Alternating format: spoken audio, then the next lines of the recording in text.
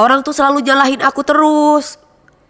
Terus babahnya juga suka nyalahin aku terus. Tapi aku tutupi gitu loh. Padahal aku tuh sayang sama Bi. Aku gak pernah ngomongin kejelekan Bi. Tapi aku kan sabar banget gitu. Tapi lama-lama ngebatin gitu loh. Kalau aku kan gak punya orang tua aku juga jauh, mama juga ada di Jember. Aku tuh pikir disayang gitu, tapi bukan berarti disayang terus aku tapi di belakang diomongin gitu loh. Aku sedih kalau aku diomongin.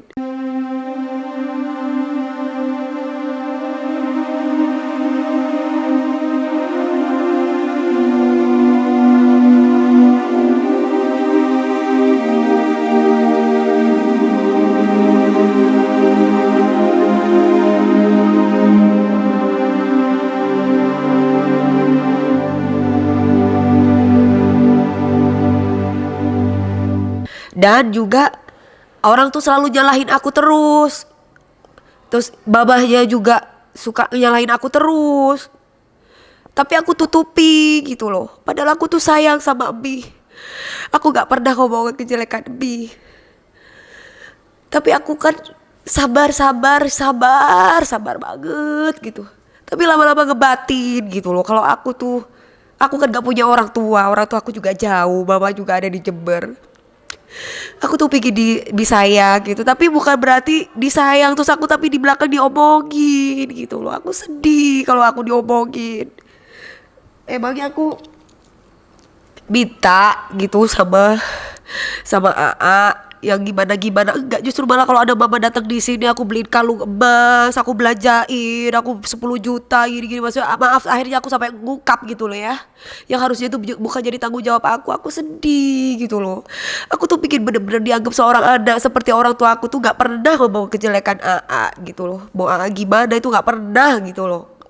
Mas Bi juga gak pernah ngomongin ya gimana gitu loh tentang AA. Paling ya AA, kamu tuh harus jaga istri kamu harus bisa ini apa saling mengisi satu dengan yang lain. Paling cuma itu doang, gak ada yang lain gitu. Dan sehat penting lah gitu.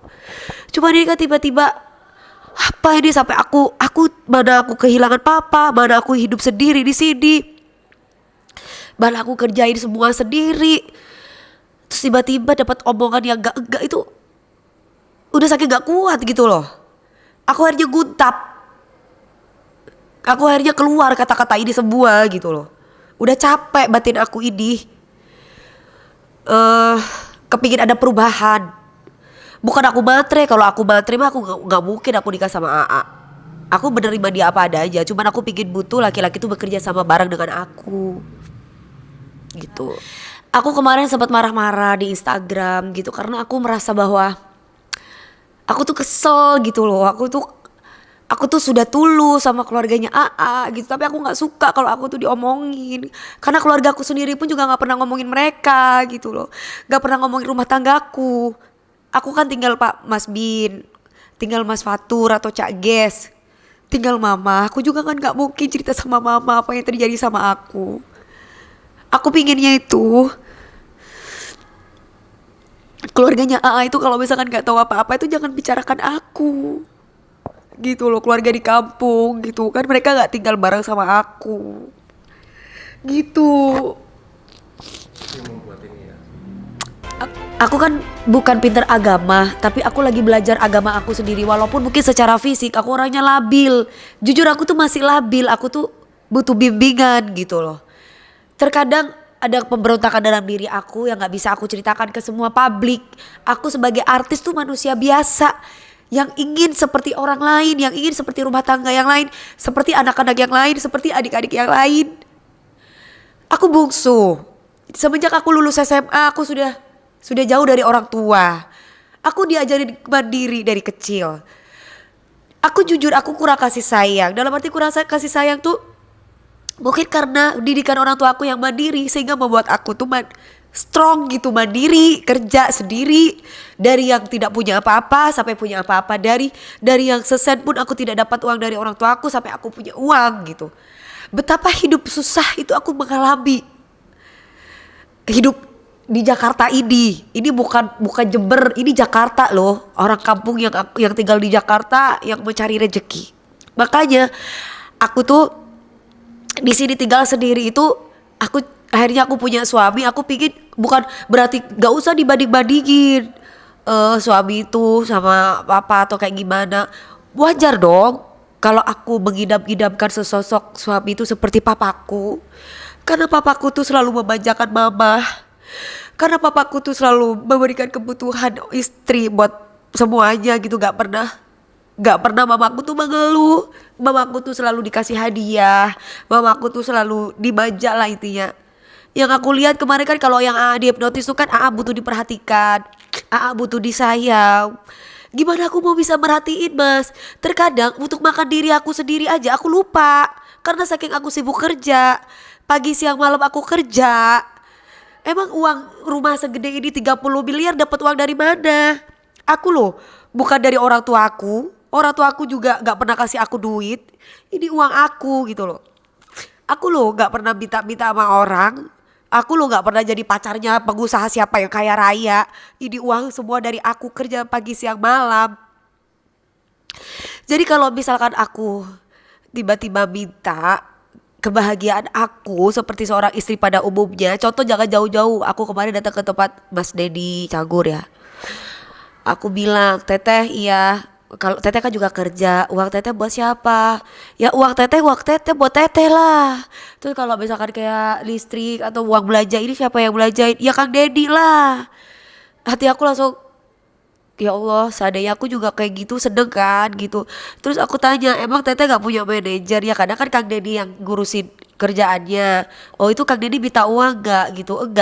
Enggak lah katanya, ngapain Deng gitu. Oh gitu, oke lah kalau misalkan AA dapat uang dari aku, misalkan dia mau manajerin aku, dia dapat berapa persen gak apa-apa. Tapi minimal dia sebagai seorang suami, oh iya ya, gua tetap harus nafkahi aku. Misalkan makan ini gak usah semua deh, misalkan dalam satu kali nyanyi dia misalkan dapat uang 10 juta misalkan. Oke lah 10 juta, 5 juta buat dia sendiri, 5 juta misalkan, 3 juta buat istri, 2 juta mungkin buat orang tuanya. Ya kan, kita karena kan bagaimanapun dia punya orang tua. 3 juta itu apa? Ini aku gak mau tahu ya Neng, cukup gak cukup, yang penting AA sudah menafkahi kamu. Aku maunya kayak gitu loh Mas. Aku tidak menuntut banyak, itu aja kok. Loh. Ini kan gak pernah terjadi di rumah tanggaku selama hampir 4 tahun gitu.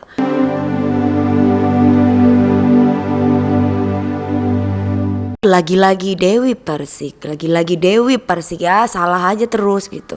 Ya namanya orang, aku kan gak bisa bikin orang itu untuk percaya omongan aku Mas. Tapi kesedikit kalau boleh aku membela diri, ya aku cuma pingin kayak perempuan yang lain kok. Sekuat-kuatnya seorang Dewi Persik ada titik kelemahan. Aku sebagai perempuan yang ingin dimanja, sebagai perempuan yang ingin dinafkahi, gak salah kan? Gitu loh. Dikit-dikit Dewi Persik. Kalau aku baterai bukan AA yang aku cari netizen. Aku menerima AA apa adanya. Oh AA itu sabar, aku juga lebih sabar. Selama hampir 4 tahun aku tidak dinafkahi, aku sabar gitu loh. Tapi sabarnya aku ingin dapat solusi. Kalau aku jahat, aku sudah cerai. Emang sudah di suami pertama, suami kedua ada gak aku menceraikan suami? Gak ada. Suami aku yang menceraikan aku. Aku cuma minta pilihan dari suami aku, dari yang pertama sama yang kedua, sampai akhirnya si AA. Kalau memang kamu tidak bisa menafkahi aku, bukan untuk memenuhi kebutuhanku ya, menafkahi aku, ya monggo silakan kamu ceraikan aku. Lah kalau misalkan suami itu tiba-tiba menceraikan aku, yang salah Dewi Persik gitu doyan kawin. Ya enggak lah. Emang kecuali aku yang datang ke pengadilan, aku yang meminta cerai. Itu baru. Ini kan aku cuma choice. Pilihan itu ada di tangan laki-laki. Kalau kamu tidak ingin menceraikan aku, ya alhamdulillah, aku akan jalani hidup ini walaupun pahit. Ini sudah takdir aku.